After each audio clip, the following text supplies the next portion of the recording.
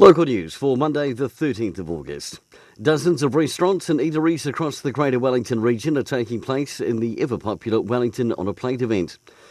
The Wairarapa is also set to feature several different events, including being a winemaker session at Matahiwi, a Riversdale Coastal Walk and Dine, and Clearville Bakery Pastry Masterclass.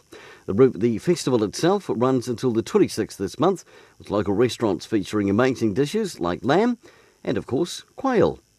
Submissions close today on the Masterton District Council review. Every 6 years, Council reviews their representative arrangements, with the current review proposing retaining the number of councillors being 10 and the Mayor. Submissions close at 4:30 today. And in sports, Dalefield have been beaten 2-0 in the Wellington men's hockey competition, going down to Hutt United. And a very tough weekend for Wairarapa Bush, the development side losing to Auckland under-23s 127 points to 7, and the Heartland side coming down 61-14 to Wanganui.